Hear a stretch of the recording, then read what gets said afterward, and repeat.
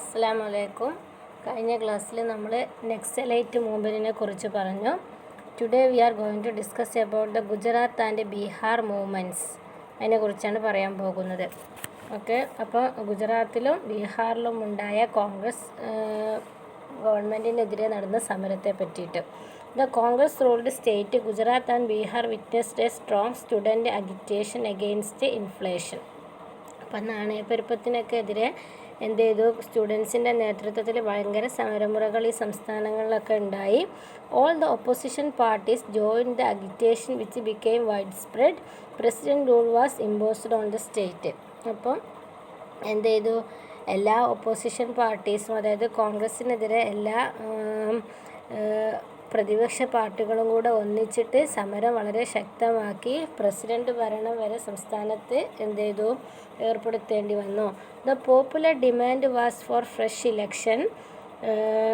അതായത് പുതിയൊരു ഇലക്ഷൻ നടത്തണം എന്നാണ്, അതായത് സംസ്ഥാനത്ത് പുതിയ ഇലക്ഷൻ നടത്തണം എന്നാണ് അവർ വാദിച്ചത്. Morarji Desai, a prominent leader of old Congress, declared that he would go on indefinite fast if fresh election were not held. അപ്പോൾ എന്താണെന്ന് വെച്ചിട്ടുണ്ടെങ്കിൽ മൊറാർജി ദേശായി ഓൾഡ് കോൺഗ്രസ്സിലെ പ്രോമിനൻറ്റ് ലീഡറാണ്. അദ്ദേഹം പറഞ്ഞു ഇലക്ഷൻ നടത്തിയിട്ടില്ലെങ്കിൽ എന്ത് ചെയ്യും? അനിശ്ചിതകാല നിരാഹാര സമരം അദ്ദേഹം അനുഷ്ഠിക്കുമെന്നൊക്കെ പറഞ്ഞു. Under great pressure election were held in 1975. അപ്പോൾ അങ്ങനെ അതിൻ്റെ സമ്മർദ്ദത്തിൻ്റെ ഫലമായിട്ട് 1975 ഇലക്ഷൻ നടക്കുകയും Congress was thoroughly defeated in Gujarat. Congress എന്ത് ചെയ്ത്? ഗുജറാത്തിലെ ഒരു പൂർണ്ണ പരാജയത്തിൻ്റെ അവസ്ഥയിൽ എത്തുകയും ചെയ്തു. അതായത് പൂർണ്ണമായി പരാജയപ്പെട്ടു. 1975 സംസ്ഥാന ഇലക്ഷനായിട്ടാണ് നടന്നത്. അപ്പോൾ അങ്ങനെ ആന്തരാവസ്ഥയിൽ ഇനി അത് കഴിഞ്ഞിട്ട് students in Bihar took to streets protesting against rising prices, food shortage and rampant corruption. അപ്പോൾ ബീഹാറിൽ ഇതുപോലെ സാധനങ്ങളുടെ വിലക്കയറ്റത്തിനെതിരെയും ഫുഡ് ഷോർട്ടേജിനെതിരെയൊക്കെ സ്റ്റുഡൻസ് സമരം ചെയ്യുന്നുണ്ടായിരുന്നു. Jayaprakash Narayan, who had given a active politics, was invited by the students to led them. അതായത് ജയപ്രകാശ് നാരായണന്, അദ്ദേഹം ഒരു പൊളിറ്റിക്സിൽ സജീവമായിരുന്ന ഒരാളായിരുന്നു. അദ്ദേഹത്തെ എന്ത് ചെയ്തു? സ്റ്റുഡൻസ് വിളിച്ചു. അവരെന്ത് ചെയ്യുക? അവരെ സമരത്തിന് നേതൃത്വം കൊടുക്കാൻ വേണ്ടിയിട്ട്. He accepted the invitation on a condition that the movement should be non violent and that it should not be confined to Bihar. അപ്പോൾ അദ്ദേഹം കൊടുത്ത കണ്ടീഷൻ എന്തായിരുന്നു? അതായത് സമരം നോൺ വയലൻ്റ് ആയിരിക്കണം. അതായത് അഹിംസാത്മക രീതിയിൽ അക്രമങ്ങളും അങ്ങനത്തെ കൊള്ളയും കൊള്ളിവെപ്പൊന്നും നടത്താതെ സമരം നടത്തണം. പിന്നെ അതുപോലെ തന്നെ ഈ സമരം ബീഹാറിൽ മാത്രമായി ഒതുങ്ങിക്കൂടരുത്, മറ്റു സംസ്ഥാനങ്ങളിലേക്കും വ്യാപിക്കണമെന്ന് അദ്ദേഹം സ്റ്റുഡൻസിനോട് ആഹ്വാനം ചെയ്തു. And student movement thus assumed to a national character. അങ്ങനെ അതുകൊണ്ട് ആ സ്റ്റുഡൻസിൻ്റെ സമരത്തിനൊരു ദേശീയ സ്വഭാവം വന്നു. അതായത് ജയപ്രകാശ് നാരായണനും കൂടെ എന്ത് ചെയ്തു? സമരത്തിലേക്ക് വന്നതുകൊണ്ട്. People of all professional all over the country voluntarily joined the movement. The Congress government in Bihar must be dismissed, JP demanded. അപ്പം എല്ലാവരും യോജിച്ചു. അപ്പോൾ എന്ത് ചെയ്തു? ബീഹാറിലെ കോൺഗ്രസ് മന്ത്രിസഭ പിരിച്ചുവിട്ടിട്ട് വീണ്ടും ഇലക്ഷൻ നടത്തണം. അതായിരുന്നു ബീഹാറിലെയും ആവശ്യം, ഗുജറാത്തിലെ പോലെ. The Congress government in Bihar must be dismissed. He exhorted the people to join total revolution in social, economic and political spheres to establish a true democracy. അതായത് രാഷ്ട്രീയപരമായിട്ടും സാമ്പത്തികമായിട്ടും ഒരു പൂർണ്ണമായും ജനാധിപത്യ സ്വഭാവത്തോടു കൂടെയുള്ള ഒരു ഗവൺമെൻറ് ഇവിടെ വരണം, ബീഹാറിൽ വരണമെന്ന് അദ്ദേഹം ജനങ്ങളോട് ഉത്ബോധിപ്പിച്ചു. JP tried to spread the Bihar movement to other states. The railway employees gave a call for the nationwide strike. അപ്പോൾ അതായത് ജെ പി വന്നതോടുകൂടെ അതായത് സമരം എന്ത് ചെയ്തു? മറ്റ് സംസ്ഥാനങ്ങളിലേക്കൊക്കെ വ്യാപിച്ചു. അതുപോലെ തന്നെ റെയിൽവേ ജീവനക്കാർ ഈ ഒരു സമരത്തിന് പിന്തുണ പ്രഖ്യാപിച്ചവർ കൂടി JP led the people's march to the പാർലമെൻറ്റിലേക്ക് സമരം നയിച്ചു. It was one of the largest political rallies ever held in Delhi. അപ്പോൾ ഡൽഹി കണ്ടതിൽ വെച്ച് ഏറ്റവും വലിയ സമരമായിരുന്നു ജയപ്രകാശ് നാരായണൻ്റെ നേതൃത്വത്തിൽ അന്ന് നടന്ന സമരം. The Bharatiya Janasangh, the Congress or the Bharatiya Lokdal, the Socialist Party and all other non-Congress parties supported JP. അപ്പോൾ ഇത്തരം പാർട്ടികളൊക്കെ JP സപ്പോർട്ട് ചെയ്തു. Projected JP as an alternative to Indira Gandhi. അപ്പോൾ ഇന്ദിരാഗാന്ധിക്ക് ഒരു ആൾട്ടർനേറ്റീവ് ആയിട്ടാണ് അവരാരെ ഉയർത്തിക്കാട്ടിയത്, ജയപ്രകാശ് നാരായണനെ. അപ്പം ഇതിനെന്ത് ചെയ്തിട്ടുണ്ട്, മെനി ക്രിറ്റിസൈസ്ഡ് JP's മാസ് അഗിറ്റേഷൻ. അത് കുറേ ആൾക്കാർ ജയപ്രകാശ് നാരായണൻ്റെ ഈ ഒരു സമരത്തെ എതിർത്തിട്ടുണ്ട്. In Gujarat and Bihar is agitation were seen as protest against the leadership of Mrs Gandhi. അതായത് ഗുജറാത്തിലും ബീഹാറിലും ഉണ്ടായ ഈ സമരങ്ങൾ എന്താണ്, വെറും ഇന്ദിരാഗാന്ധിക്ക് ഒരു പേഴ്സണലായിട്ട് എതിർക്കാൻ വേണ്ടിയിട്ട്, അതായത് ഇന്ദിരാഗാന്ധി എന്ന വ്യക്തിത്വത്തെ എതിർക്കാൻ വേണ്ടി മാത്രം സംഘടിപ്പിച്ചുണ്ടായതാണ്. അല്ലാതെ ജനാധിപത്യത്തിന് ഒരു പ്രശ്നം ജനാധിപത്യ സ്വഭാവത്തിന് കോട്ടം തട്ടിയത് കൊണ്ടല്ല എന്നുള്ള രൂപത്തിലൊക്കെ ഇതിനെ എതിർക്കുന്നവർ വാദിച്ചിട്ടുണ്ട്. ഓക്കെ, ഇനി എന്താണ് ജയപ്രകാശ് നാരായണനെ കുറിച്ചിട്ട് ഇവിടെ പറയുന്നുണ്ട്. Marxist in his youth Jayaprakash Narayan was founder of general secretary of Congress socialist party and the socialist party. അപ്പോൾ അതായത് കോൺഗ്രസ് സോഷ്യലിസ്റ്റ് പാർട്ടിയുടെ ജനറൽ സെക്രട്ടറി ആയിരുന്നു, ഫൗണ്ടർ ജനറൽ സെക്രട്ടറി ആയിരുന്നു. Hero in the quit India movement in 1942, refused to join the Nehru ക്യാബിനറ്റിൽ ഇദ്ദേഹം join ചെയ്യാൻ നിരസിക്കുകയാണ് ചെയ്തത്.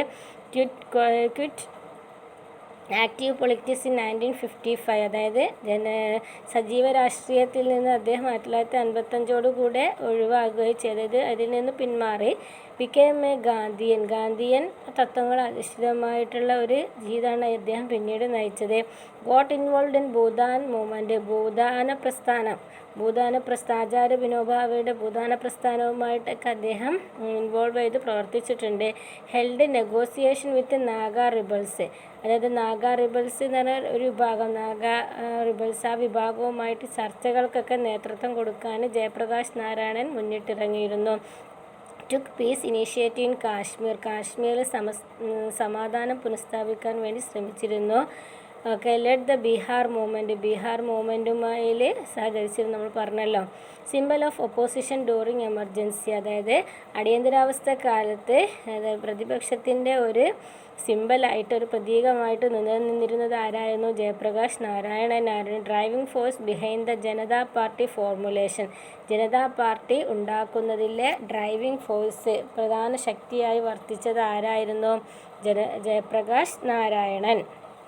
ഇവിടെ പറഞ്ഞല്ലോ റെയിൽവേ സ്ട്രൈക്ക്, റെയിൽവേ എംപ്ലോയീസും വരെ സമരത്തിന് പിന്തുണ നൽകി. ജയപ്രകാശ് നാരായണൻ്റെ കൂടെ സമരത്തിന് പിന്തുണ നൽകിയെന്ന് പറഞ്ഞല്ലോ. ആ റെയിൽവേ സ്ട്രൈക്കിനെ പറ്റിയിട്ട് പറയുന്നത്, റെയിൽവേ സ്ട്രൈക്ക് നടന്നത് 1974ലാണ്, 1974. The national coordination committee of railway men's struggle was led by George ഫെർണാണ്ടസിൻ്റെ നേതൃത്വത്തിലായിരുന്നു അത് നടന്നത്. They demanded a better bonus and service condition, ബോണസിനും അതുപോലെ തന്നെ സർവീസ് കണ്ടീഷൻസും, അത് നല്ല ഒരു സുരക്ഷിതമായിട്ടുള്ള സർവീസ് കണ്ടീഷനും ജോലിയുടെ സുരക്ഷിത സ്വഭാവവും അങ്ങനത്തെ അതിൻ്റെ കാര്യങ്ങളുമായിട്ടൊക്കെ ബന്ധപ്പെട്ടിട്ടാണ് അവർ സമരം ചെയ്തത്. വേതനം, അവരുടെ സാലറി കൂട്ടുക, അങ്ങനത്തെ കാര്യങ്ങളൊക്കെ. The government was opposed to, government അംഗീകരിച്ചിരുന്നില്ല. So the railway employees went to strike in May 1974, adding to the atmosphere of labour unrest in the country. അപ്പം അതായത് തൊഴിൽ രംഗത്ത് ഒരു അശാന്തി, ഒരു അസന്തുലിതാവസ്ഥ ഒക്കെ സൃഷ്ടിച്ചു റെയിൽവേ മേഖലയിലെയും മൊത്തത്തിലുള്ള സമരം. The government declared the strike illegal, arrested many of the leaders and used the territorial army to protect the tracks. അതായത് ഗവൺമെൻറ് എന്ത് ചെയ്തു, ഇത് സമരം ഇല്ലീഗലാണ്, നിയമപരമായിട്ടല്ല ഇല്ലീഗലായിട്ടാണ് ഇവർ നടത്തുന്നതെന്നൊക്കെ വാദിച്ചു. ലീഡേഴ്സിനൊക്കെ അറസ്റ്റ് ചെയ്തു. അതേപോലെ ടെറിട്ടോറിയൽ ആർമിയെ നിയോഗിച്ച് ട്രാക്ക് പ്രൊട്ടക്റ്റ് ചെയ്യാൻ വേണ്ടി റെയിൽവേയുടെ ഈ സുരക്ഷാ സംവിധാനങ്ങളൊക്കെ ഇവർ എംപ്ലോയീസ് സമരം ചെയ്യുന്ന സമയത്ത് ട്രാക്കിൻ്റെ പ്രൊട്ടക്ഷന് വേണ്ടിയിട്ടൊക്കെ ആർമിയെ നിയോഗിച്ചു കേന്ദ്ര government. After 20 days the strike had to be called off without any settlement. അങ്ങനെ 20 ദിവസത്തിന് ശേഷം സമരം അതൊരു കാര്യമായൊരു തീരുമാനത്തിലൊന്നും എത്താതെ സമരം അവസാനിക്കുകയാണ് ചെയ്തത്. അപ്പോൾ ഈ നമ്മൾ പറഞ്ഞല്ലോ, ഇതൊക്കെ പറയുന്നത് എന്താ വെച്ചിട്ടുണ്ടെങ്കിൽ എമർജൻസിക്ക് കാരണം അതിൻ്റെ ബാക്ക്ഗ്രൗണ്ടാണ് എമർജൻസി. അതായത് രാജ്യത്ത് 1975 അടിയന്തരാവസ്ഥ പ്രഖ്യാപിക്കുന്നതിന് കാരണമായ ചെറിയ ചെറിയ സംഭവങ്ങളാണ് ഇവിടെ പറഞ്ഞു വന്നത്. ഗുജറാത്തിലെയും ബീഹാറിലെയും മൂവ്മെൻറ്റ് സമരങ്ങൾ. ഓക്കെ, ഇനി പറയാൻ പോകുന്ന പ്രധാനപ്പെട്ട ഒരു അതായത് കോൺഫ്ലിക്റ്റ്, അതായത് അടിയന്തരാവസ്ഥയിലേക്ക് നയിച്ച പ്രധാനപ്പെട്ട വേറൊരു കാര്യം എന്താണെന്ന് വെച്ചിട്ടുണ്ടെങ്കിൽ കോൺഫ്ലിക്റ്റ് വിത്ത് ജുഡീഷ്യറി, അതായത് കോടതിയുമായിട്ടുള്ള ഒരു അഭിപ്രായ വ്യത്യാസം ഞാൻ മുമ്പ് പറഞ്ഞിട്ടുണ്ടല്ലോ, ജസ്റ്റ് ഒന്ന് സൂചിപ്പിച്ച ആ കോൺഫ്ലിക്റ്റാണ് വേറൊരു കാരണം. The Congress government had several differences of opinion with the judiciary. First of all, there were 3 constitutional issues to settle. അതായത് കോൺഗ്രസ് ഗവൺമെൻറ് പല കാര്യങ്ങളിലും എന്തായിരുന്നു, ജുഡീഷ്യറിയുമായിട്ട് യോജിക്കാത്ത, അതായത് കോടതിയുടെ കീഴ്വഴക്കങ്ങൾക്കും ഒക്കെ ഭരണഘടനാ വിരുദ്ധമായിട്ടാണ് കുറേ കാര്യങ്ങൾ ചെയ്തതെന്ന് കോടതി നിരീക്ഷിച്ചിട്ടുണ്ട്. അപ്പം ആ ഒരു കാര്യങ്ങൾ കൊണ്ട് തന്നെ കോടതിയും ഗവൺമെൻറ്റും തമ്മിൽ ഒരു നല്ലൊരു അന്തരീക്ഷമായിരുന്നില്ല ആ കാലഘട്ടത്തിൽ, അതായത് ഇന്ദിരാഗാന്ധിയുടെ ആ ഒരു കാലഘട്ടത്തിൽ ഉണ്ടായിരുന്നത്. ഇനി ഇവിടെ കുറച്ച് ക്വസ്റ്റ്യൻസ് പറയുന്നത്, can parliament abridge the fundamental rights? പാർലമെൻറ്റിന് ഫണ്ടമെൻ്റൽ റൈറ്റ്സിൽ എന്തെങ്കിലും മാറ്റം വരുത്താൻ സാധിക്കുമോ? Can the parliament curtail the right to property through amendments? അതായത് റൈറ്റ് ടു പ്രോപ്പർട്ടി എന്നുള്ള ഒരു ഫണ്ടമെൻ്റൽ റൈറ്റ്സ് ഒഴിവാക്കാൻ, അതായത് ഫണ്ടമെൻ്റൽ റൈറ്റ്സിലായിരുന്നല്ലോ റൈറ്റ് ടു പ്രോപ്പർട്ടി എന്നുള്ള ഒരു കാര്യം, അത് പിന്നെ ഫണ്ടമെൻ്റൽ റൈറ്റ്സ് നിന്ന് ഒഴിവാക്കിയതാണ്. അപ്പോൾ അതങ്ങനെ ചെയ്യാൻ പാർലമെൻറ്റിന് അധികാരമുണ്ടോ? Can the parliament amend the constitution to give effect to the directive principles? അതായത് പാർലമെൻറ്റിൽ അമെൻമെൻറ്റിലൂടെ പാർലമെൻറ്റിന് എന്താണ് ഡയറക്റ്റീവ് പ്രിൻസിപ്പിൾസ് എന്നുള്ളൊരു കാര്യം ഉണ്ടല്ലോ, അത് ശരിക്കും പറഞ്ഞിട്ട് ഒരു നിയമം ആണോ? അല്ല, അതിൽ പറഞ്ഞ കുറേ ഒരു നിർദ്ദേശങ്ങളാണ്. അത് നടപ്പാക്കിയിട്ടില്ലെങ്കിൽ എന്ത് പ്രശ്നങ്ങളില്ല, നടപ്പാക്കിയിട്ടില്ലെങ്കിൽ ഗവൺമെൻറ്റിൽ കോടതി ത്രൂ അതിനെ ചോദ്യം ചെയ്യാനൊന്നും പറ്റില്ല.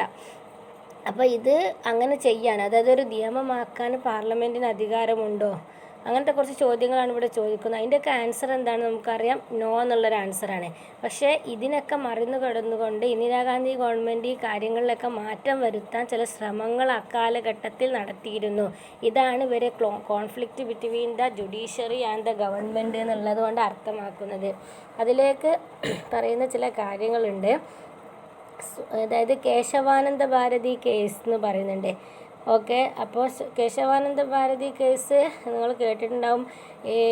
ഇന്ത്യൻ ജുഡീഷ്യറിയിലെ ഏറ്റവും ഇമ്പോർട്ടൻ്റ് ആയിട്ടുള്ള, നിങ്ങൾക്ക് പഠിക്കാനൊന്നുമില്ല പക്ഷെ ജസ്റ്റ് അതിൻ്റെ ഒരു ഇൻഫർമേഷനിൽ, ഇന്ത്യൻ ജുഡീഷ്യറിയിലെ ചരിത്രത്തിലെ ഏറ്റവും ഇമ്പോർട്ടൻ്റ് ആയിട്ടുള്ളൊരു കേസാണ് Kesavananda Bharati case with versus Kerala government. അതായത് കേരള ഗവൺമെൻറ്റും കേശവാനന്ദ ഭാരതിയും തമ്മിലുള്ള കേസ്. അത് സുപ്രീം കോടതിയിൽ ഏറ്റവും കൂടുതൽ കാലം 13 ജഡ്ജിമാരുടെ നേതൃത്വത്തിൽ ഏതാണ്ട് 66 ദിവസമോ അങ്ങനെ ചർച്ച ചെയ്യപ്പെട്ട ഒരു കേസാണ്. അപ്പം അത് എന്താണെന്ന് ചോദിച്ചിട്ടുണ്ടെങ്കിൽ 1969 കേരള ഗവൺമെൻറ് ഭൂപരിഷ്കരണ നിയമം പാസ്സാക്കിയിരുന്നു. അതിൻ്റെ അർത്ഥം അതിൽ വെച്ചിട്ടുണ്ടെങ്കിൽ ഓരോരുത്തർക്ക് വേണ്ട ഭൂമി എന്ത് ചെയ്യുക, ഒരു പരിധി നിശ്ചയിക്കുക, അധികമുള്ള ഭൂമി ഗവൺമെൻറ് പിടിച്ചെടുത്ത് പാവപ്പെട്ടവർക്ക്, ഭൂമി ഇല്ലാത്തവർക്ക് വിതരണം ചെയ്യുക. അങ്ങനത്തെ ഒരു സംവിധാനം കൊണ്ടുവന്നപ്പം കാസർഗോഡ് ജില്ലയിലെ ഒരു മഠത്തിൻ്റെ അധിപനായിരുന്ന കേശവാനന്ദ ഭാരതി അവരുടെ മഠത്തിൻ്റെ പല സ്ഥലങ്ങളും ഗവൺമെൻറ്റിലേക്ക് പോകും. അപ്പം ആ ഒരു കേസിൽ എന്ത് ചെയ്തു, കേശവാനന്ദ ഭാരതി എന്ത് ചെയ്തു, കോടതിയെ സമീപിച്ചു. അപ്പം അന്ന് എന്തായിരുന്നു എന്ന് ചോദിച്ചിട്ടുണ്ടെങ്കിൽ റൈറ്റ് ടു പ്രോപ്പർട്ടി എന്തായിരുന്നു, ഫണ്ടമെൻ്റൽ റൈറ്റ്സിൽ പെട്ടതായിരുന്നു. റൈറ്റ് ടു പ്രോപ്പർട്ടി എന്തിൽ പെട്ടതായിരുന്നു? ഫണ്ടമെൻ്റൽ റൈറ്റ്സിൽ പെട്ടതായിരുന്നു. അപ്പോൾ ഈ പ്രോപ്പർട്ടി നമുക്ക് സംരക്ഷിക്കണം. അപ്പോൾ അദ്ദേഹത്തിന് അവകാശപ്പെട്ടൊരു സാധനമാണല്ലോ റൈറ്റ് ടു പ്രോപ്പർട്ടി, സ്വത്ത്. അപ്പോൾ ഇത് എന്ത് ചെയ്യുക, ഈ സ്വാഭാവികമായിട്ട് ഗവൺമെൻറ്റിന് അങ്ങനെ പിടിച്ചെടുക്കാൻ പാടില്ല. ഒരു വ്യക്തിയുടെ സ്വകാര്യ സ്വത്ത് ഇങ്ങനെ പിടിച്ചെടുക്കാൻ പാടില്ലല്ലോ. അപ്പോൾ ഇതിനെതിരെ സുപ്രീം കോടതിയിൽ കേശവാനന്ദ ഭാരതി ഒരു റിട്ട് സമർപ്പിച്ചു. അപ്പോൾ സ്വാഭാവികമായിട്ടും അദ്ദേഹത്തിന് അനുകൂലമായിട്ട് ഇങ്ങനെ വരും. അപ്പോൾ അതിനൊക്കെ മറികടക്കാൻ വേണ്ടിയിട്ട് പിന്നീടാണ് ഇന്ദിരാഗാന്ധി ഗവൺമെൻറ് എന്ന റൈറ്റ് ടു പ്രോപ്പർട്ടി എന്തിൽ നിന്ന് മാറ്റിയ, ഫണ്ടമെൻ്റൽ റൈറ്റ്സിൽ നിന്ന് മാറ്റിയിട്ട് എന്ത് ചെയ്തു, അത് ഒരു ലീഗൽ റൈറ്റൊക്കെ ആക്കി മാറ്റിയിട്ടുണ്ട് ഈ റൈറ്റ് ടു പ്രോപ്പർട്ടി. അപ്പോൾ അങ്ങനെ കുറേ കാര്യങ്ങൾ, അപ്പം ഭരണഘടനയിൽ ചില മാറ്റങ്ങളൊക്കെ വരുത്താൻ അന്ന് ഇന്ദിരാഗാന്ധി ഗവൺമെൻറ് ശ്രമം നടത്തി. പാർലമെൻറ്റിൽ അങ്ങനെ ചർച്ച ചെയ്തിട്ട് നമ്മുടെ ഭരണഘടനയിലെ ആ ബേസിക് സ്വഭാവം മാറ്റാൻ ശ്രമങ്ങൾ നടത്തി. ഇതാണ് കോടതിയും അതേപോലെ തന്നെ ആരും തമ്മിലുള്ള, ഇന്ദിരാഗാന്ധി ഗവൺമെൻറ് തമ്മിലുള്ള കോൺഫ്ലിക്റ്റിലേക്ക് നയിച്ചത്. അപ്പോൾ അവിടെ സുപ്രീം കോടതി പ്രത്യേകമായിട്ട് പറയുന്നുണ്ട്, ദ സുപ്രീം കോടതി made some very clear statement about the basic features of the constitution. The parliament had no right to amend these basic features. അതായത് ഭരണഘടനയ്ക്ക് അതിൻ്റെ അടിസ്ഥാനപരമായിട്ട് ചില സ്വഭാവങ്ങളുണ്ട്. ആ സ്വഭാവങ്ങൾ മാറ്റം വരുത്താൻ പാർലമെൻറ്റിന് അധികാരം ഇല്ല എന്ന് കേശവാനന്ദ ഭാരതി കേസിലൂടെ കോടതി വിധി പ്രഖ്യാപിക്കുകയാണ്. അപ്പോൾ അതായത് നമ്മളിപ്പോൾ അങ്ങനത്തെ ഓരോ കാര്യങ്ങൾ വെക്കുമ്പോൾ ഭരണഘടനയിലെ ഓരോ കാര്യങ്ങളിലും മാറ്റം വരുത്തണം. അങ്ങനെ വരുന്ന സമയത്ത് ഡയറക്റ്റീവ് പ്രിൻസിപ്പിളിൽ മാറ്റം വരുത്തണം. അങ്ങനെയൊക്കെ കുറേ സംഭവങ്ങൾ അതിലേക്ക് ആ കേസ് കൂടുതലായിട്ട് ഡീറ്റെയിൽ ആയിട്ട് നമ്മൾ നോക്കുന്ന സമയത്ത് അതിലേക്കൊക്കെ വന്നിട്ടുണ്ട് ആ കേസിൻ്റെ ഒരു പോക്ക്. അപ്പോൾ അത് ശരിക്കും അങ്ങനെ നമ്മൾ ഓരോ കാര്യത്തിൽ മാറ്റം വരുത്തുമ്പോൾ ശരിക്കും പറഞ്ഞാൽ ഭരണഘടനയുടെ ബേസിക് ആയിട്ടുള്ള സ്ട്രക്ചർ തന്നെ അവിടെ മാറുകയാണ്. അപ്പോൾ അത് ശരിക്കും നമ്മുടെ ഒരു രാജ്യത്തിനെ ഭരണഘടനയെ അപമാനിക്കുന്നതിന് തുല്യം. കാരണം രാജ്യത്തെ ഭരണഘടനാ സംവിധാനം തകരുന്നതിന് തുല്യമാണ്. അപ്പം അങ്ങനെ അവസാനം കേസിൽ കേശവാനന്ദ ഭാരതി വിജയിച്ചൊക്കെ ചെയ്തു. അങ്ങനെ അതിൽ ആ കേസിൻ്റെ അട്ടിമറിക്കാൻ വേണ്ടിയിട്ട് കുറേ ശ്രമങ്ങളൊക്കെ നടന്നിരുന്നു ആ കാലഘട്ടത്തിൽ. അങ്ങനെ soon after the verdict of the Kesavananda Bharati case there came a vacancy in the post of chief justice of India. അപ്പോൾ കേശവാനന്ദ ഭാരതി കേസിൻ്റെ വിധി വന്നു. അപ്പോൾ ആ സമയത്ത് അന്നത്തെ സുപ്രീം കോടതി ചീഫ് ജസ്റ്റിസ് വിരമിക്കുകയാണ്. അപ്പോൾ ആ സമയത്ത് ചീഫ് ജസ്റ്റിസിനെ നിയമിക്കണം, പകരം chief ജസ്റ്റിസിനെ നിയമിക്കണം. Till now, it had been a practice to appoint the senior most judge in the Supreme Court as the Chief Justice. അപ്പോൾ സ്വാഭാവികമായിട്ട് സുപ്രീം കോടതിയുടെ കീഴ്വഴക്ക പ്രകാരം അടുത്തുള്ള സീനിയർ ആയിട്ടുള്ള ജഡ്ജിനെയാണ് സുപ്രീം കോടതി ചീഫ് ജസ്റ്റിസ് ആയിട്ട് നിയമിക്കേണ്ടത്. പക്ഷേ എന്തുകൊണ്ടെന്ന് വെച്ചിട്ടുണ്ടെങ്കിൽ അതിൽ ചീഫ് ജസ്റ്റിസായിട്ട് അടുത്ത ആളെ നിയമിച്ചില്ല. കാരണം ഈ കേശവാനന്ദ ഭാരതി കേസിൽ വിധി പറയുന്നതിൽ ഈ ജഡ്ജൊക്കെ ഉണ്ടായിരുന്നു. അപ്പോൾ ഗവൺമെൻറ്റിനെതിരെ വിധി പറഞ്ഞ ഒരു സമയമായതുകൊണ്ട് എന്ത് ചെയ്തു, ഗവൺമെൻറ്റിക്ക് എന്ത് ചെയ്തില്ല, അത് അനുകൂലമല്ല. അപ്പോൾ ആ ജഡ്ജിനെ നിയമിക്കാതെ വേറൊരാളെ നിയമിച്ചു. But now in 1973 the government appointed Justice N. Ray as the Chief Justice of India. അപ്പോൾ സീനിയർ മോസ്റ്റ് ജഡ്ജിനെ നിയമിക്കാതെ എൻ റേ എന്ന് പറഞ്ഞാൽ വേറൊരു ജഡ്ജിനെയാണ് ചീഫ് ജസ്റ്റിസായിട്ട് ഗവൺമെൻറ് നിയോഗിച്ചത്. ഗവൺമെൻറ് ആരുടെ നേതൃത്വത്തിലായിരുന്നു? ഇന്ദിരാഗാന്ധിയുടെ നേതൃത്വത്തിലായിരുന്നു. ഓവർലുക്കിംഗ് ദ സീനിയോറിറ്റി ഓഫ് 3 ജഡ്ജസ്, 3 ജഡ്ജിമാർ മൂപ്പരെക്കാളും സീനിയറായിട്ട് അവിടെ ഉണ്ട്. അവരൊക്കെ തഴഞ്ഞുകൊണ്ട് അവരെ നിയമിച്ചു. The appointment naturally led to the lot of political controversies. അപ്പോൾ അത് കോൺട്രവേഴ്സിക്ക് കാരണമായി. അപ്പോൾ ഇതൊക്കെ രാജ്യത്തെ ഇൻറ്റേർണലായിട്ടുള്ള ചില പ്രോബ്ലംസിലേക്ക് ഇങ്ങനെ നയിക്കുകയാണ്, ജുഡീഷ്യറിയും അതുപോലെ തന്നെ ഗവൺമെൻറ്റും തമ്മിലുള്ള. അപ്പോൾ അത് ഒന്നാമത്തെ കേസ്. അപ്പോൾ കേശവാനന്ദ ഭാരതി കേസൊന്നും നിങ്ങൾ ആലോചിക്കേണ്ട. എന്താണ് ജുഡീഷ്യറിയും തമ്മിലുള്ള കോൺഫ്ലിക്റ്റിലേക്ക് കാരണമായ ഒന്നാമത്തെ ഒരു ഘടകം കേശവാനന്ദ ഭാരതി കേസ്. ഓക്കെ. രണ്ടാമത്തത് എന്താ വെച്ചാൽ again the discussion and debate started on the role of the judiciary and the parliament. വേറൊരു കാര്യം വരുന്നത് എന്താ വെച്ചിട്ടുണ്ടെങ്കിൽ the confrontation gain the momentum and finally high court ruled Indira Gandhi selection was invalid. അതായത് 1971 എന്തായത് റായ്ബറേലിയിൽ നിന്നാണ് ഇന്ദിരാഗാന്ധി പാർലമെൻറ്റിലേക്ക് വന്നിട്ട് പ്രധാനമന്ത്രിയായിരുന്നു. 1971 ഇലക്ഷനിൽ ഇന്ദിരാഗാന്ധി ജയിച്ചല്ലോ, എന്നിട്ടാണല്ലോ പ്രധാനമന്ത്രി ആയത് പിന്നെ. അപ്പം നല്ല ഭൂരിപക്ഷത്തോടു കൂടെ ജയിച്ചു. പക്ഷെ അതിലൊരു കേസ് ഉണ്ടായിരുന്നു അലഹബാദ് ഹൈക്കോടതിയിൽ. അങ്ങനെ അലഹബാദ് ഹൈക്കോടതിയുടെ വിധി വന്ന സമയത്ത് ഇന്ദിരാഗാന്ധി അതായത് അവരുടെ അവരുടെ തെരഞ്ഞെടുപ്പ് അസാധുവാക്കിയിട്ട് അവരെ MP സ്ഥാനത്തിന് അർഹരല്ല, അതായത് പ്രധാനമന്ത്രി സ്ഥാനത്തിന് അർഹരല്ല എന്ന് കോടതി വിധിക്കുകയാണ്. അപ്പോൾ ഇതും എന്ത് ചെയ്തു, ഗവൺമെൻറ്റും കോടതിയും തമ്മിലുള്ള വേറൊരു കോൺട്രവേഴ്സിക്ക്, ഒരു തർക്കത്തിന് കാരണമായി. ഇപ്പോൾ ഈ രണ്ട് കാര്യങ്ങൾ ഇവിടെ പറയുന്നുണ്ട്. കേശവാനന്ദ ഭാരതി കേസും അതുപോലെ തന്നെ ഹൈക്കോടതി റൂള് ഇന്ദിരാഗാന്ധീസ് ഇലക്ഷൻ വാസ് ഇൻവാലിഡ്, ഇന്ദിരാഗാന്ധിയുടെ ഇലക്ഷൻ അസാധുവാക്കിയ രണ്ട് കാരണങ്ങൾ. ഇനി ഡിക്ലറേഷൻ ഓഫ് എമർജൻസിയിലേക്ക് നയിച്ച പ്രധാനപ്പെട്ട 3 കാര്യങ്ങളാണ് ഇവിടെ പറയുന്നത്. ഇതുവരെ ഇതിൻ്റെ ഒരു ബാക്ക്ഗ്രൗണ്ടാണ് പ്രധാനപ്പെട്ട, അതിലേക്ക് പെട്ടെന്ന് നയിച്ച 3 കാര്യങ്ങളാണ്. 3 events led to the declaration of emergency. ഈ 3 കാര്യങ്ങൾ, മറ്റതൊക്കെ പതിയെ ഇതിലേക്ക് വന്ന ഓരോ കാര്യങ്ങളാണ്.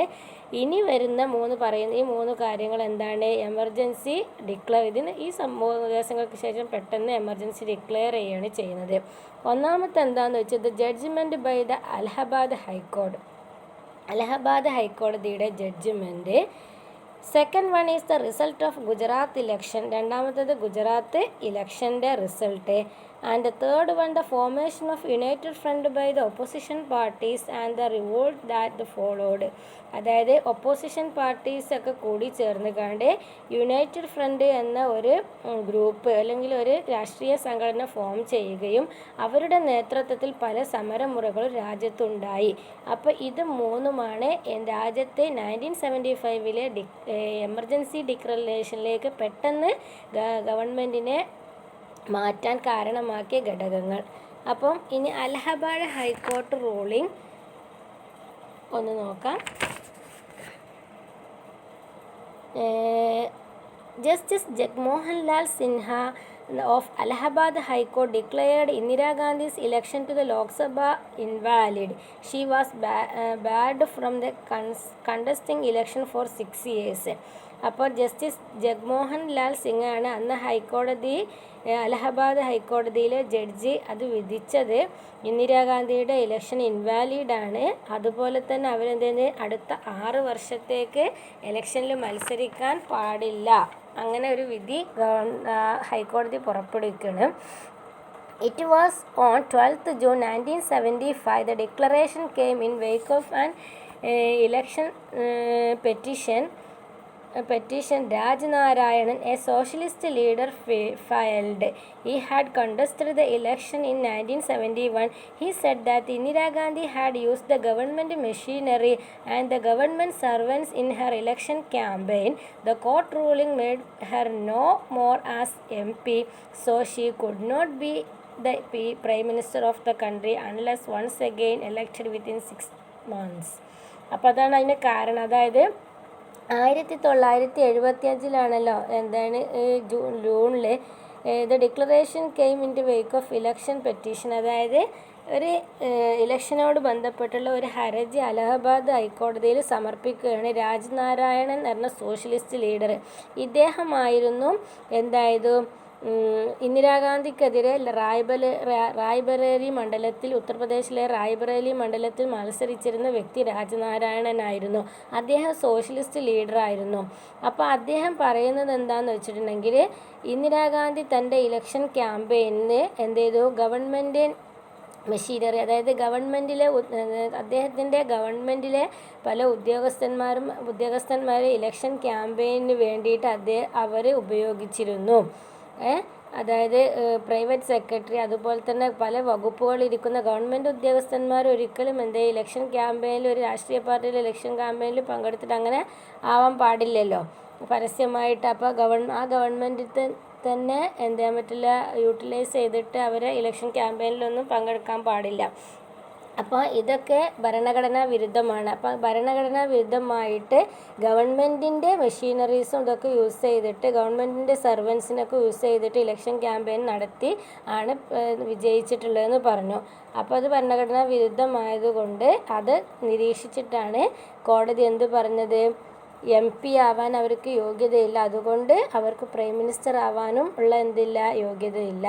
അങ്ങനെ പറഞ്ഞു. She went to the supreme court against Allahabad court sentence. അങ്ങനെ അലഹബാദ് കോടതിയുടെ വിധിക്കെതിരെ ഇന്ദിരാഗാന്ധി സുപ്രീം കോടതിയെ സമീപിച്ചു. The supreme court granted only A partial stay on high court ruling. Her appeal was decided. ഒരു പാർഷ്യൽ സ്റ്റേ, അതായത് ആ വിധിക്കൊരു സ്റ്റേ കൊടുത്തിട്ട് സുപ്രീം കോടതി പറഞ്ഞ എന്താണെന്ന് വെച്ചിട്ടുണ്ടെങ്കിൽ she could remain as an MP but she could not participate in the proceedings of Lok Sabha. അതായത് MP ആവാം, പക്ഷേ പാർലമെൻറ്റിൻ്റെ, അതായത് ലോക്സഭയുടെ പ്രൊസീഡിങ്സ്, നടപടിക്രമങ്ങളിലൊന്നും എന്ത് ചെയ്യാൻ പറ്റില്ല, അവർക്ക് പങ്കെടുക്കാൻ പറ്റൂല. അപ്പോൾ അതൊരു പ്രതിസന്ധി. കാരണം അതായത് ഭരണപരമായിട്ടുള്ള കാര്യങ്ങൾക്ക് അവർക്ക് എന്ത് ചെയ്യാൻ പറ്റില്ല, ഇടപെടാൻ പാടില്ല, അതിന് അവരനുവദിക്കൂല. സുപ്രീം കോടതിയുടെ ഇടക്കാല സ്റ്റേയിൽ പറഞ്ഞത് അതാണ്. അപ്പോൾ അതുകൊണ്ടൊക്കെയാണ്, അപ്പോൾ ഇത് രണ്ട് കാര്യങ്ങൾ അവരെ പ്രതിസന്ധിയിലാക്കി ഇന്ദിരാഗാന്ധി. അതാണ് ഒരു കാരണം എന്ത് എമർജൻസി ഡിക്ലെയർ ചെയ്യാൻ വേണ്ടിയിട്ട് അലഹബാദ് ഹൈക്കോടതിയുടെ വിധി. ഇനി എമർജൻസി പവേഴ്സ് എന്ന് പറഞ്ഞ കാര്യങ്ങൾ 3 തരത്തിൽ രാജ്യത്ത് അടിയന്തരാവസ്ഥ പ്രഖ്യാപിക്കാം. Okay, constitution of India provide special provision to deal with emergency. Part 18 of the constitution is known as emergency provision. Part 18.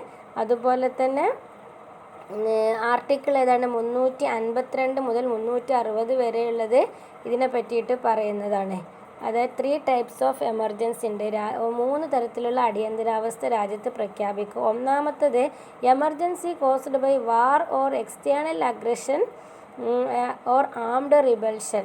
അതായത് ഒന്നുകിൽ വാറ്, രാജ്യം യുദ്ധത്തിൽ ഏർപ്പെടുന്ന സമയത്ത് എന്ത് ചെയ്യാം, അടിയന്തരാവസ്ഥ പ്രഖ്യാപിക്കുക. എക്സ്റ്റേണൽ അഗ്രഷൻ, പുറമേ നിന്നുള്ള എന്തെങ്കിലും ആക്രമണം, അല്ലെങ്കിൽ ആംഡ് റിവൽഷൻ, അതായത് സായുധ കലാപങ്ങളൊക്കെ രാജ്യത്ത് ഉണ്ടാകുന്ന സമയത്ത് എന്ത് ചെയ്യാം, അടിയന്തരാവസ്ഥ പ്രഖ്യാപിക്കുക. അത് ആർട്ടിക്കിൾ 352 പ്രകാരം പറയുന്നതാണ്. Emergency due to financial crisis or financial emergency, സാമ്പത്തികമായിട്ട് അരക്ഷിതാവസ്ഥ രാജ്യത്തുണ്ടാകുന്ന സമയത്ത് അടിയന്തരാവസ്ഥ പ്രഖ്യാപിക്കാം under article 360. And emergency arising from the constitutional breakdown in the state, രാജ്യത്തെ ഭരണഘടനാപരമായിട്ടുള്ള അസന്തുലിതാവസ്ഥ ഉണ്ടാകുമ്പോൾ അടിയന്തരാവസ്ഥ പ്രഖ്യാപിക്കാം. അത് ആർട്ടിക്കിൾ 356 പ്രകാരം. ഈ 3 തരത്തിലാണ് എന്ത് ചെയ്യുന്നത്, രാജ്യത്ത് അടിയന്തരാവസ്ഥ പ്രഖ്യാപിക്കാം. അപ്പം ഇന്ത്യയിൽ അന്ന് അടിയന്തരാവസ്ഥ പ്രഖ്യാപിച്ചത് ആർട്ടിക്കിൾ 352 പ്രകാരമാണ്. ഓക്കെ, അപ്പോൾ അത് കഴിഞ്ഞു, എമർജൻസിൻ്റെ കാര്യങ്ങൾ പറഞ്ഞു. അപ്പോൾ ഒന്നാമത്തെ അലഹബാദ് ഹൈക്കോടതിയുടെ വിധിയാണ് എമർജൻസിയിലേക്ക് ഡിക്ലറേഷനിലേക്ക് നയിച്ച ഒരു ഘടകം. രണ്ടാമത്തെ എന്താണെന്ന് വെച്ചിട്ടുണ്ടെങ്കിൽ result of Gujarat election result was second blow four Indira Gandhi soon after the high court ruling. It was highly ഡിസ്ട്രസിംഗ് to Congress party. The United opposition front came to power. This made Indira Gandhi more desperate. അപ്പം ഇന്ദിരാഗാന്ധി ഗവൺമെൻറ്, അതായത് കോൺഗ്രസ് എന്ത് ചെയ്തു, ഗുജറാത്ത് ഇലക്ഷനിൽ പരാജയപ്പെടുകയും യുണൈറ്റഡ് ഒപ്പോസിഷൻ ഫ്രണ്ട്, അതായത് ആ opposition party, United front അല്ലേ, opposition parties എല്ലാം കൂടെ യോജിച്ചിട്ട് ഫോം ചെയ്ത സംഘടന അവർ അധികാരത്തിലേകുകയും ചെയ്തു. അപ്പോൾ ഇതും ഇന്ദിരാഗാന്ധിക്ക് വളരെ തിരിച്ചടിയായിട്ടുള്ളൊരു ഘടകം. അപ്പോൾ 2 കഴിഞ്ഞു. മൂന്നാമത്തെ formation of the opposition parties united front and massive protest. അപ്പോൾ ഈ ഒപ്പോസിഷൻ പാർട്ടി, അതായത് യുണൈറ്റഡ് ഫ്രണ്ട് എന്നുള്ള ഒപ്പോസിഷൻ പാർട്ടി ഫോം ചെയ്തതും അവരുടെ നേതൃത്വത്തിൽ രാജ്യമൊട്ടാകെ നടന്ന പല സമരങ്ങളും ഉണ്ടായി. ഇതാണ് മൂന്നാമത്തെ കാരണം. Jayaprakash Narayan led the opposition political parties demanding Indira's resignation. അപ്പോൾ ആരാദ്യം നേതൃത്വം കൊടുത്തത്? ജയപ്രകാശ് നാരായണൻ്റെ നേതൃത്വത്തിൽ. Delhi ground overflowed with people who had come there in a massive protest against the government. അപ്പോൾ ഡൽഹി മൊത്തം ജനങ്ങളെ കൊണ്ട് നിറഞ്ഞു കവിഞ്ഞൊരവസ്ഥയാണ് ഉണ്ടായിരുന്നത്. എന്തിനു വേണ്ടിയിട്ട്? ഇന്ദിരാഗാന്ധി ഗവൺമെൻറ്റിൻ്റെ അധികാരത്തിൽ നിന്നും ഇറക്കാൻ വേണ്ടി. ഓക്കെ, സത്യാഗ്രഹങ്ങളൊക്കെ ആരെ ആഹ്വാനം ചെയ്തു? ജയപ്രകാശ് നാരായണൻ രാജ്യമൊട്ടാകെ. He asked the army, the police and the government servants not to obey illegal, immoral orders. This was a treat to bring all the government activities to a standstill. അപ്പോൾ എന്ത് ചെയ്തു? അദ്ദേഹം ആഹ്വാനം ചെയ്തു സൈന്യത്തോടും അതുപോലെ തന്നെ പോലീസിനോടും ഗവൺമെൻറ് ഉദ്യോഗസ്ഥന്മാരോടൊക്കെ not to obey illegal and immoral orders. Government ഈ സമയത്ത് പുറപ്പെടുവിക്കുന്ന നിയമപരമല്ലാത്തയും അതുപോലെ തന്നെ അധാർമികമായിട്ടുള്ള പല ഓർഡറുകളും, അതായത് സമരത്തെ അടിച്ചമർത്താൻ വേണ്ടി ഗവൺമെൻറ് പെട്ടെന്ന് പല ഓർഡറുകളും ഇറക്കും, നിയമങ്ങളും ഇറക്കും. അതൊന്നും അനുസരിക്കരുത് എന്ന് ജയപ്രകാശ് നാരായണൻ ആഹ്വാനം ചെയ്തു. This was a tree to bring all government activities stand still. അപ്പോൾ ഇത് ഗവൺമെൻറ്റിൻ്റെ എല്ലാ പ്രവർത്തനങ്ങളും ഒരു അനിശ്ചിതമാകുന്ന ഒരവസ്ഥയിലേക്ക് എന്ത് ചെയ്തു, എത്തിച്ചു. കാരണം ജയപ്രകാശ് നാരായണൻ്റെ ഈ ആഹ്വാനം അനുസരിച്ച് പോലീസും അതുപോലെ തന്നെ ഗവൺമെൻറ് എംപ്ലോയീസൊക്കെ എന്ത് ചെയ്തു, അദ്ദേഹത്തിൻ്റെ ആഹ്വാനം സ്വീകരിച്ചിട്ട് അതിനങ്ങനെ ഫോളോ ചെയ്തു. അപ്പോൾ ഗവൺമെൻറ് മൊത്തത്തിൽ എന്തായി, ഒരു അരക്ഷിതാവസ്ഥയിൽ, ഒരു അസന്തുലിതമായിട്ടുള്ള ഒരു അവസ്ഥയിലേക്ക് നീങ്ങി. അപ്പോൾ ഈ 3 കാര്യങ്ങളാണ് എന്തിലേക്ക് നയിച്ചത്, അടിയന്തരാവസ്ഥയിലേക്ക് നയിച്ച ഇമ്പോർട്ടൻ്റ് ആയിട്ടുള്ള കാര്യങ്ങൾ. മറ്റ് ബാക്ക്ഗ്രൗണ്ടാണ്, അതിലേക്ക് മെല്ലെ മെല്ലെ കാര്യങ്ങൾ എത്തിച്ചതായിരുന്നു ഇത് പെട്ടെന്നുള്ള അടിയന്തരാവസ്ഥ പ്രഖ്യാപിക്കാനുള്ള കാരണങ്ങൾ.